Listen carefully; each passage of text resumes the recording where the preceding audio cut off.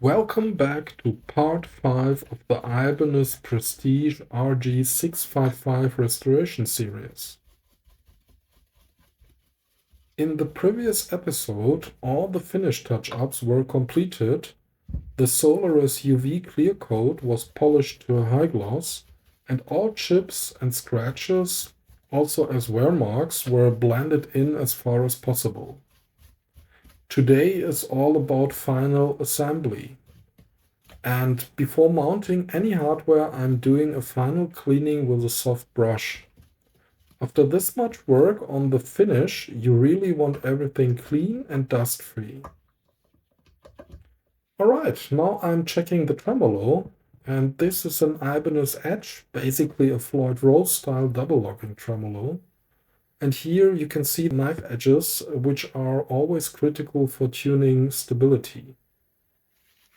The first step is carefully setting the tremolo into the studs and installing the springs.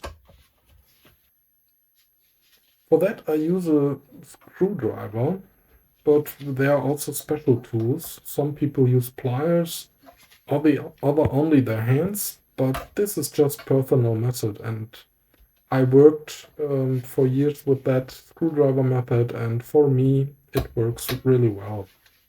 But take your time here, one slip and you'll scratch a freshly polished high gloss body.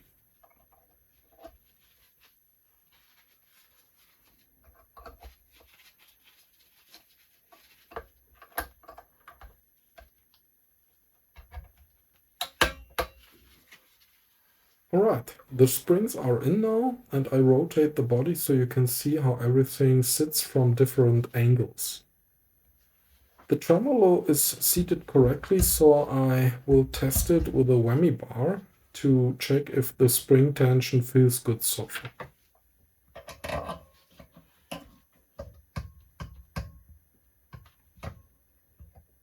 As you can see, I installed a trem blocker and I will start adjusting the spring tension. With any floating tremolo, balance is everything. String tension and spring tension must match. Once they are balanced, the tremolo floats freely and returns to pitch reliably. I'll show you a simple trick later that makes this much easier.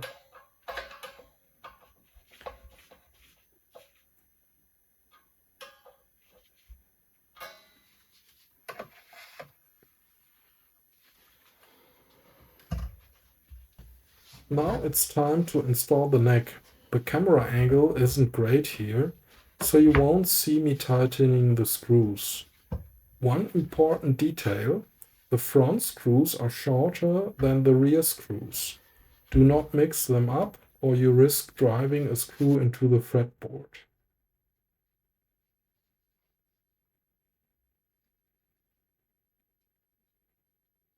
Next come the brass shims for the locking nut. They determine the correct nut height. I marked them beforehand so I knew exactly which shims goes where. Now the locking nut is installed and secured with the correct screws.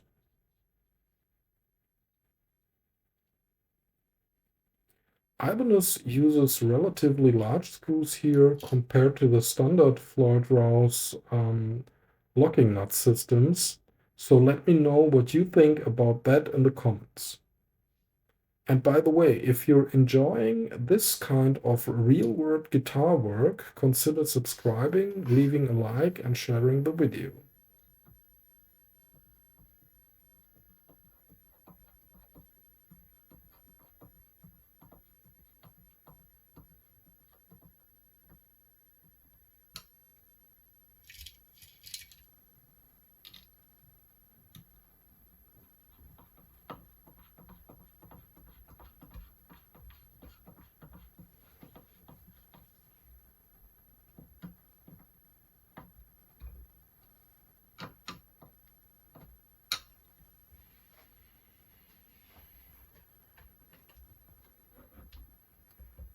Now a small but important detail. On the sustain block where the springs are attached, Ibanez uses a metal retaining plate secured with 2 screws. This plate keeps the springs from slipping out under tension. It's a nice extra safety feature you don't see on standard Floyd roll systems. Next, the electronics cavity cover goes on.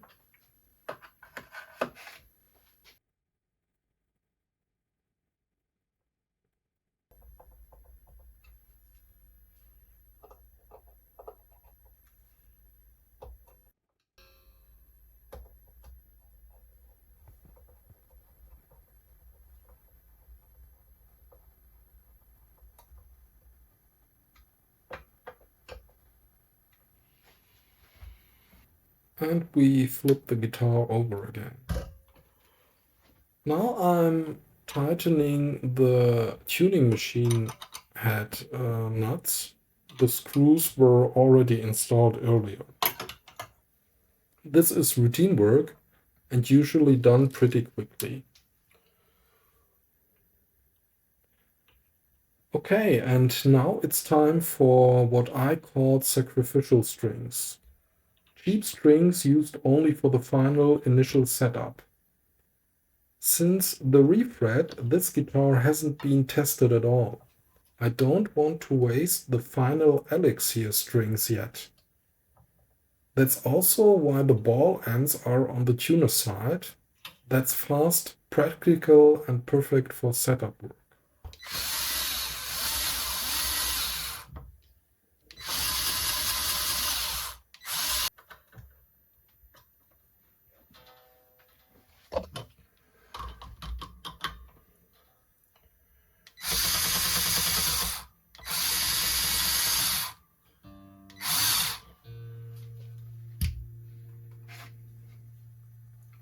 The next step is the string retainer bar. This is critical. It needs enough downward pressure so that when the locking nut is clamped, the tuning stays stable. Many tuning problems start right here.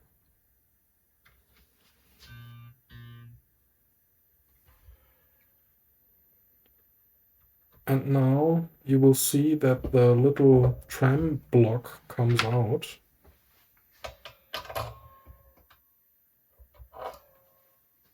And on the back side you will see the small wooden block.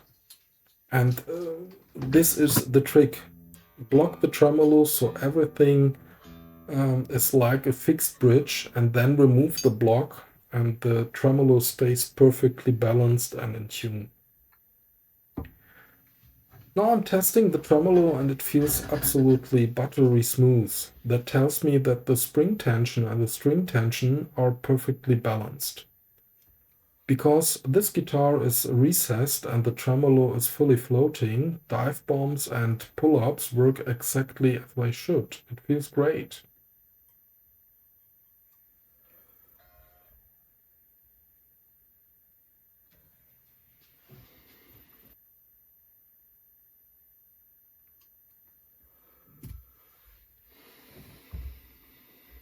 Here you see me testing the neck relief with some feeler gauges, and the neck relief is set really flat.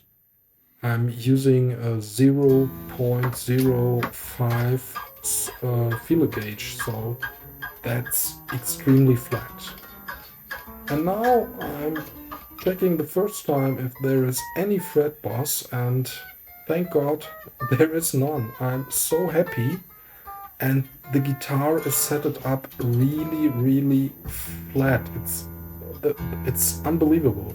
And in the next episode I will show you some measurements because I forgot it in this video, but it's so incredibly nice and it's such a flat setup that's really great.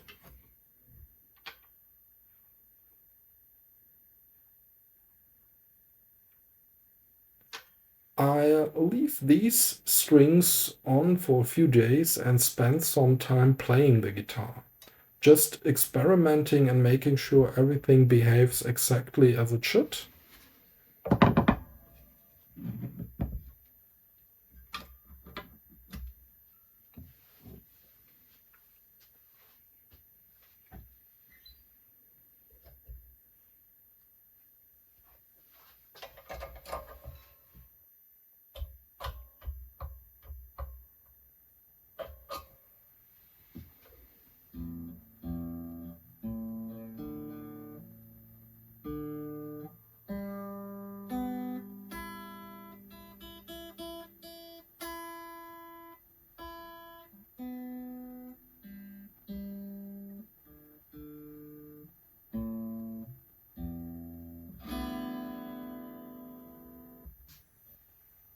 thumbs up.